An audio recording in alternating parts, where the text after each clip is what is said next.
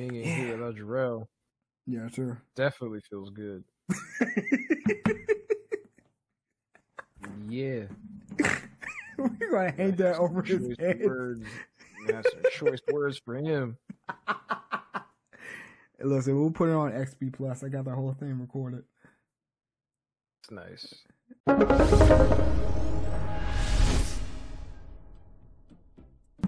Everybody had to have a baby in September. Everybody. It happens. As a September baby myself. Yeah, I feel that. Yeah. Freaking Virgos, man. They're taking over the world right now. No, and now I'm seeing like everybody's like literally everybody's birthday. I've seen probably at least one birthday per day this month. Like either in person or on social media or something. Yes. And I'm like, bro, people have been getting busy in January, let me tell you. Or December, yeah. December, January. I'm just like, look, we could fit an entire army of Virgos and we would win. Straight up. I'm here, let's go. No. No. We're talking about Virgos, you're late. First of all, you're going to get a whole mouthful, just like I have a whole mouthful. I'm parsecular Christians. Let's go. Let it go, Christian. Let's go. I'm ready. I get the audacity up. Christian, do Let's it. go. What's that one thing that Donkey said on Shrek? I gotta find that scene. Oh my god. All you do Anyway. is use me. You've been mean to me.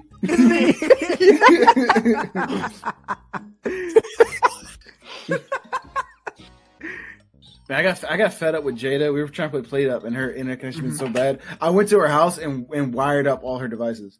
Good. Oh. I went to her house and wired an Ethernet cable from her basement to her upstairs office, and then got her a switch. She couldn't get the Ethernet to go. Yeah. She's well. To be fair, yes, her Ethernet, her router is in her basement. Oh. So I needed like 100-foot cable to do it.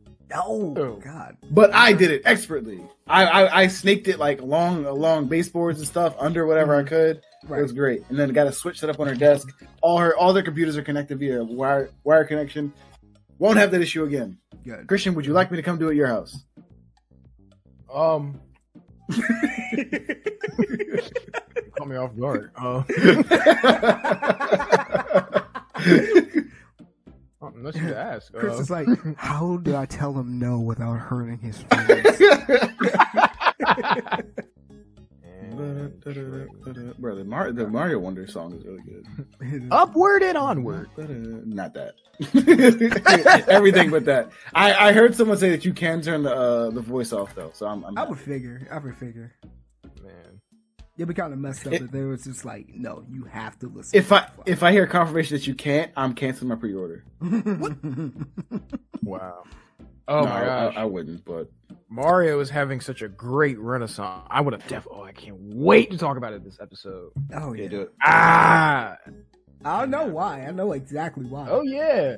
And I was just looking at a guy play the Thousand Year Dud too. My gosh. So yeah, I want to talk about Thousand Year Dud too. I want to talk about you band babies, but let's talk about it Mm-hmm. in the episode. Let's talk about it. Yeah, you got it for me. You got me the Thousand Year Dud like years ago. You know what? I vaguely remember that. I remember it was from you. I don't think you gave it to me directly. I think somebody else gave it to me, but it was from you or on Tracy.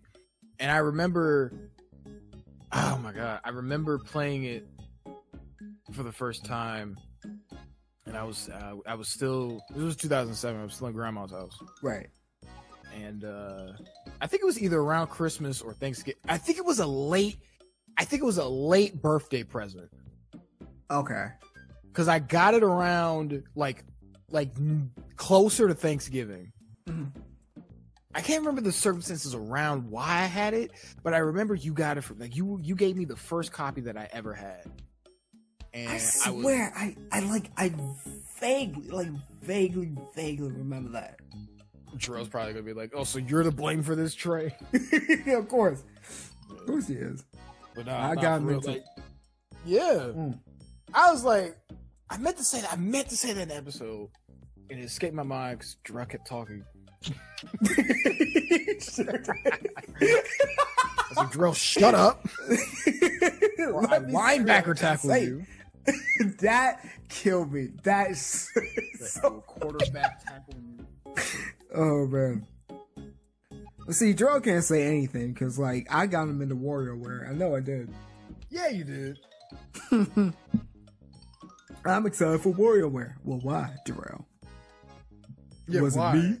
Yeah, you are the source of all the things. You know what's funny? It's so funny that you, Trey, are like the reason for why we are into certain niches and games that we're into, and yet you yourself don't game. Not really. No, I say it like this. Well, There's certain games that appeal to me, but it's never like if it's a platformer, I can't. Like my mind just it can't do it. Right. But if it's anything like arcade based, racing based, anything like that, like I can pop on Splatoon, Mario Kart, Smash Brothers even, and I could be entertained for hours. You know what I mean? Because my attention span is like 5 seconds long. So if it's something that's flashy, I can play it over and over and over without any kind of lingering story arc. I'm good. I'm totally good. Nice. Yeah, I need like a story driven. I like story driven stuff. I feel that. I feel that. I like that there is a. Excuse me. I like that. I don't know. I just like things with substance. I like things. For me, substance is like things that have like a sort of an overarching storyline and something that drives the person to move forward to their goal. Yeah. Like I think that's why I like. I gravitate to certain songs, certain media, certain like I don't know, like I guess it's probably why I like DuckTales so much and like Gravity Falls. Yeah. Like on Disney Channel and everything. And then with games, I mean like Zelda is this whole story driven whole like the games interconnect with each other and minute yet very like weird and arbitrary ways that are like it's cool. It's like watching like a modern day like fantasy history thing unfold as we put pieces together. I don't know, like storytelling sense too is cool. And then with like Thousand Year Door, it's like every time I play that game, or the very like even still now, I'll say every time I play that game, there's always something new about it that I discover. Whether it's about a character or like characters that are mentioned in the game but are never on screen, or some sort of lore about it, or like the backstory around it, or even just a game mechanic.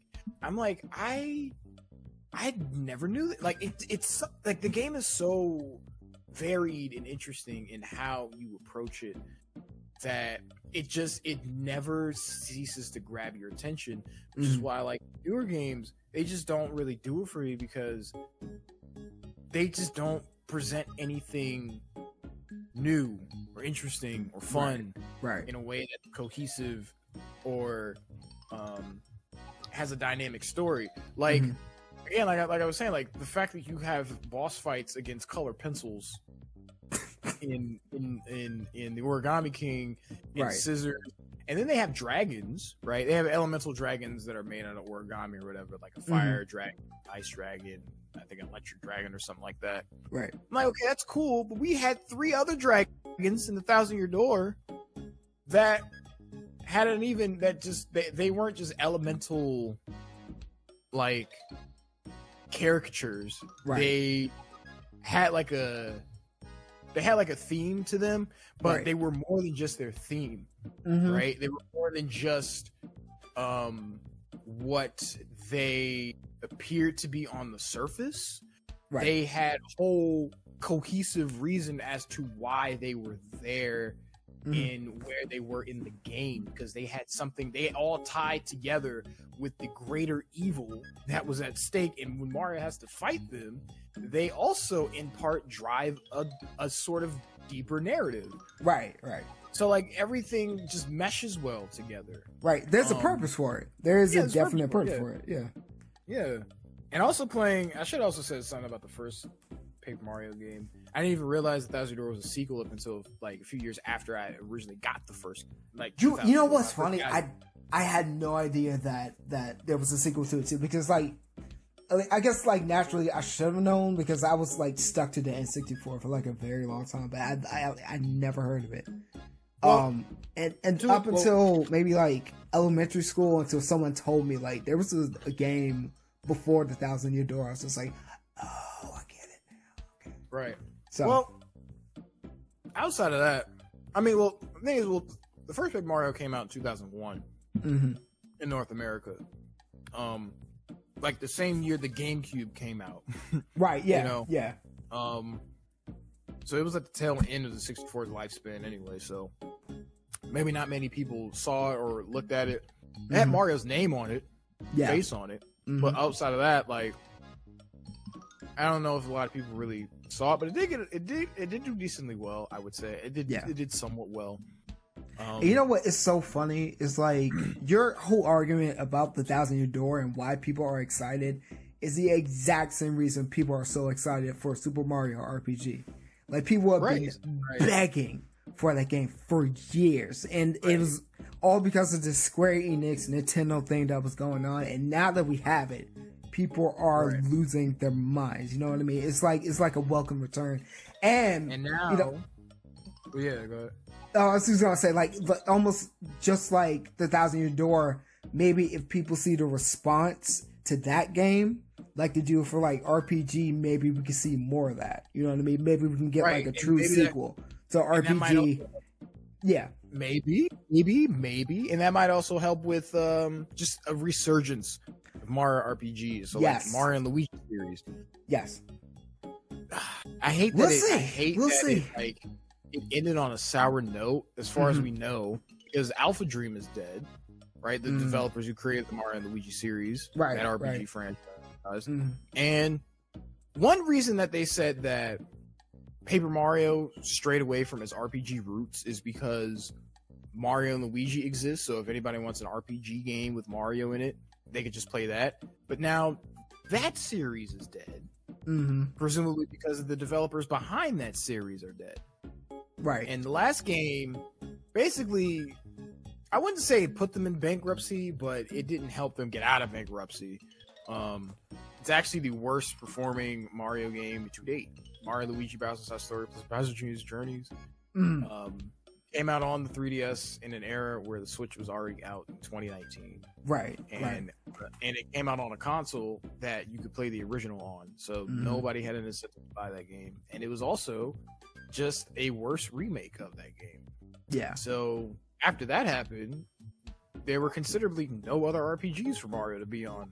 So Paper Mario didn't really have that excuse anymore to be like, oh, just play Mario and Luigi. Like, no. So I'm glad that they are remaking Mario RPG. I'm glad that they're remaking Paper Mario: The Thousand Year Door. Yeah. Because, we need Mario to come back to his RPG. Like, Mario RPG is like, it's the same argument that I made for like the sports titles, right? And I think this is what I definitely should have said to Jarrell too, because we played Mario Golf together on the channel.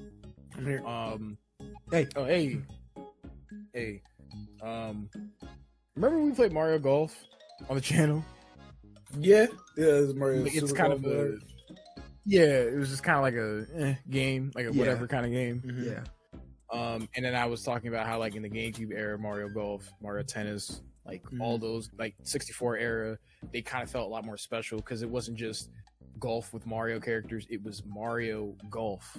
Like, there's a difference between the two. Like, you could put Mario in a golf game and call it Mario Golf, but if there's no, like Mario Kart, people look at Mario Kart and they're like, oh, it's just racing with Mario. Like, no, it's Mario Kart. And when you say Mario Kart, you have an idea of what it is. Right. Right? Because it's chaotic, it's fun. There's a whole lot of gimmicks, but it's balanced enough to where anybody could get it and understand it. And that's what the Mario sports titles used to be like. But now they're kind of just in this weird meh era of kind of like mediocrity, like Mario Golf Super Rush. Like I thought about it the other day and I was like, oh yeah, I forgot I had that game. And I'm sitting here thinking like, man, Mario Party Tennis is just sitting on my GameCube right now, waiting for me to play it. And I might just do it actually, because it just has a long lasting impression. I also just finished playing Mario Superstar Baseball on the emulator, and I forgot how great that game is so good. Mario Superstars, they have a whole competitive scene behind that too, which I had no idea about. But really? It just shows how the older Mario Sports titles just had a certain charm to it. Like the GameCube, 64 GameCube era, amazing in terms of its presentation and in terms of the gameplay and the level of creativity that they had, that I feel like just went underappreciated. That at the modern era of Paper Mario and Mario Sports could really look at. It was really mystical. It was extremely mystical. I would because I remember, oh my god, this goes way back, but I remember getting Mario Party 2 from Blockbuster, and I had no idea what it is. I didn't even hear about the first one. I popped it in. And I was really expecting a typical Mario game, and it was nothing like it. It was so mystifying what I could do, how I was handling the characters, the games that I could play. And I just wanted more of it. I wanted more and more and more of it. You know what I mean? But I feel like in recent years, it's changed so much that I just don't recognize that same kind of magic anymore.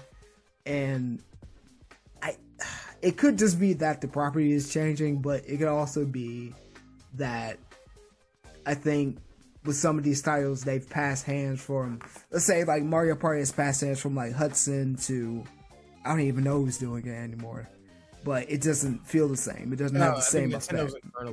Yeah. R&D, so whatever it's called. So it changes, you know what I mean? You just don't feel that same spark or excitement anymore, and that's because I think because they lose what made it great to begin with. You know, that it changes too much. Yeah. Yeah. You know, it's like Rare. You know what I mean? All these great games on Rare, you know, set entire generation on SNES, N64, and then it was just gone. You know what I mean? And then other companies try to pick up the slack, and it's kind of 50-50. You know what I mean? Right. Yeah. But no, I don't know. I'm glad that the RPG series, Mario RPG series, are going back to their roots. And I've been saying that for a while now. I've been saying it about even Sonic. I was just look, if they just remade Adventure 1 and 2, I'll be I think we'll be good. Yeah. We'll be good. The fans will be good. Things will be good. If they go back to their roots, they do with classic Sonic 1,000 times over. With modern Sonic, that'd be cool. I want to see a modern interpretation of what the early 3D games could look like today, because those games still have merit. Yeah, they have a lot of merit. You know, not to say that the new ones don't, but it'd be cool to see what it would look like in today's style, in higher fidelity, resolution, HD, all that stuff, with the new mechanics, with everything that Sonic can do now. I would love to see him tear through those old stages in a new way that looks great. Right. I think a lot of other game franchises are doing that now. I think that would be good. And like I said, Mario RPG, I'm glad they're doing that. Just this resurgence of that is just so good. Also, Jarrell, I didn't say this, that the new Paper Mario games don't have a naked Peach in it. Do with that what you will. Jarrell? You excited about that? Spaced out. Huh? I checked out as soon as you guys started talking about RPGs.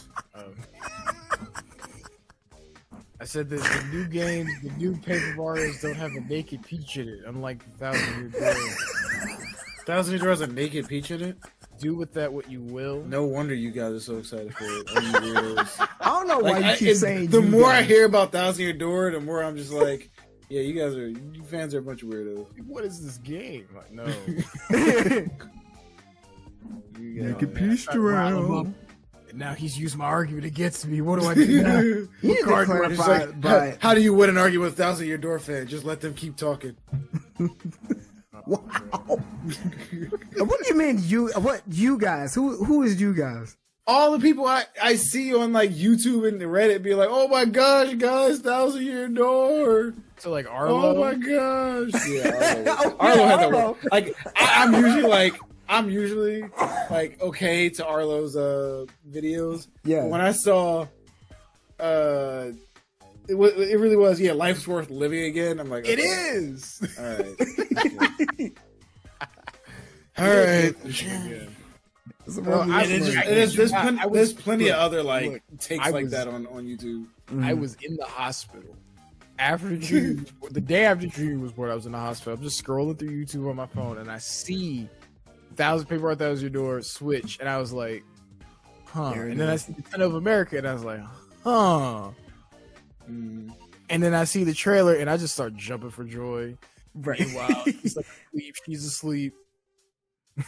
Dude, Christian, legitimately, you were like the first one I thought about as soon as they announced that trailer. I was just like, oh, Christian must be doing backflips all throughout the hospital right now. Oh, yeah. You just see me spinning in the air. All you hear is the sound. Christian just breakdancing near the lobby. You excited about your son? Nas! 1,000 Year Door remastered. This is the happiest day of my life. Cause your son? No. I can't. The 1,000 Year Door on Switch. It's a $60 Nintendo remake. Yeah.